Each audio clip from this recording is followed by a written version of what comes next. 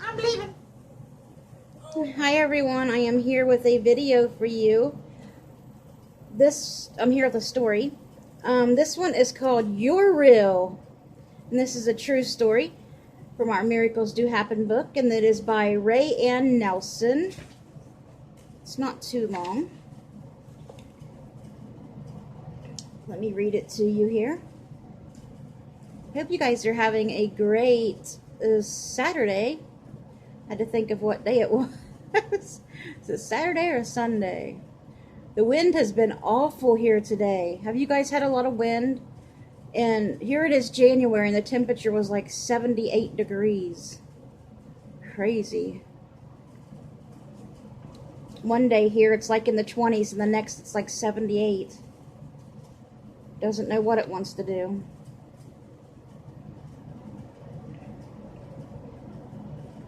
Friends and family surround me that September morning. Mother had flown up from Florida, and my daughter Michelle and her husband had come from Virginia. Teenage Leanne and 11-year-old Ryan stood by my bed. My husband, Dave, sat next to me holding my hand. I smiled, grateful for those who had gathered in my hospital room and the ones I knew were praying for me. I believed God was with me too, but deep inside I was scared. I was about to undergo brain surgery. 10 days earlier, I'd collapsed. My right leg and arm suddenly paralyzed. I'd felt numbness in my leg a few times in the past year, and my doctor had diagnosed sciatica. Been there. They say I got it on both sides. But this was something a lot worse. I lay on the floor alone and afraid. What's happening to me? I listened to the robins singing in the pine grove in the front yard. I thought of the Christmas tree farm down the road. Dave and I have been married only 5 months, and we looked forward to our first holiday together in our country house. He was a wonderful man, and the kids and I were more secure than we'd been for a long time. Will I lose everything now? Still lying on the floor, I mustered enough strength to pick up the phone. Dave was on a run in his truck, but I got through to Leanne. She drove me to the hospital where I had tests and an MRI. Later that day, Dave and I met with a neurosurgeon. My MRI scans were displayed on a lit viewing screen, and a frightening large tumor glowed in my brain. This is where I'll operate, said Dr. Mokable Cheated, drawing lines on a dummy head. God, I whispered, my life is in your hands. The growing tumor had been pressing on the nerves in my brain, causing my seizures. Dr. Cheated prescribed an anticonvulsive medication that made me groggy. We'll take care of you, Dave assured me. He and the kids waited on me, but they couldn't calm my anxiety about the operation. I took comfort in the promise of Hebrews 13:5. I will never leave you nor forsake you. Even as a little girl, I'd hoped God was always present in our lives.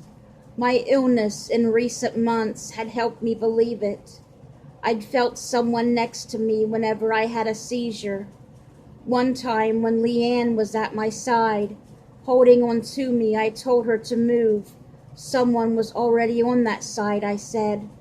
Although I tried to hide it, my fear grew. I asked everyone I could think of to pray for me. A woman who had recovered from an operation like mine visited me, bringing a poem that echoed the Bible verse I'd been meditating on. You are never alone. Michelle read the poem aloud that morning as I readied for surgery. Family, friends, prayer, consoling words, my doctor's belief that the tumor was benign. Everything possible had been done to reassure me, but Dave's eyes showed me he shared my worries. Will we ever see each other again?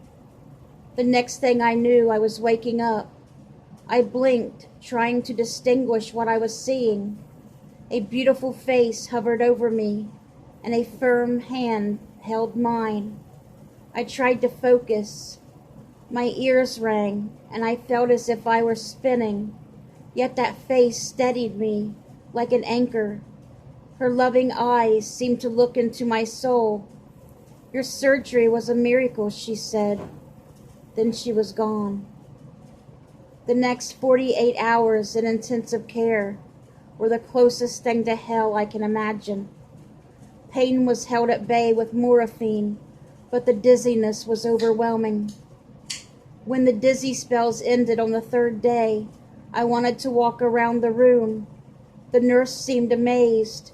Soon after I was discharged. At home, the kids handled things, before and after school.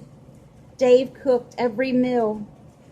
At first, it was exhausting, just to get out of bed. But within 10 weeks, I was strong enough to do a little Christmas shopping. Dave and the kids were astounded by my progress. So was Dr. Cheated. Your brain looks as if you never had surgery, he marveled. It was a miracle, I thought, remembering the mysterious words I'd heard.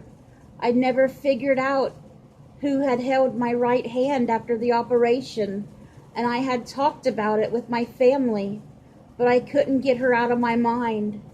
Some days when I wasn't feeling well, I'd decide she was just a figment of my imagination. But when the sun was shining and robins sang in the pine trees, I thought she was my guardian angel. One day as I left Dr. Cheated's office, after a checkup, I strolled through the hospital, recognizing nurses who had cared for me. I thanked them once again. Of course, the face I longed to see was nowhere. Maybe my secret idea was the correct one. When I was ill and then in surgery, an angel had been at my side. I was about to leave when I saw her. That face. A woman stopped in the corridor staring at me. Then we hurried toward each other and embraced. "You're real!" I exclaimed, tears filling my eyes. "Oh yes," she said, that wonderful face lighting up. "I'm glad to see you looking so well." Grateful as I was disappointed it hadn't been a holy presence after all. "I'm very well," I responded, smiling. "It's a miracle, you know," she said. Her name was Sheila Richter, and she was a critical care nurse educator. She'd stopped by the operating room on that day of my surgery to observe Dr. Cheated at work. "I could see you were afraid, Rayanne," she said, "and I decided to stay. I held your hand and talked to you. I felt you near me," I stammered.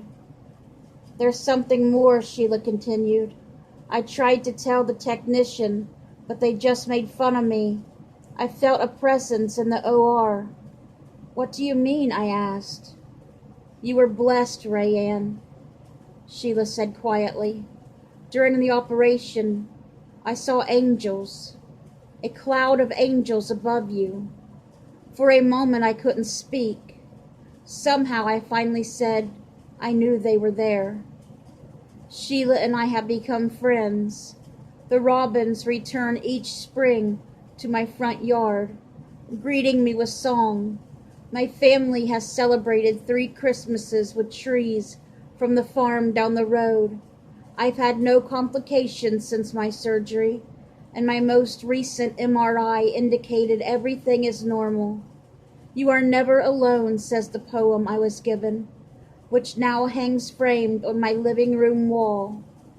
The presence I'd hoped for since childhood, Israel.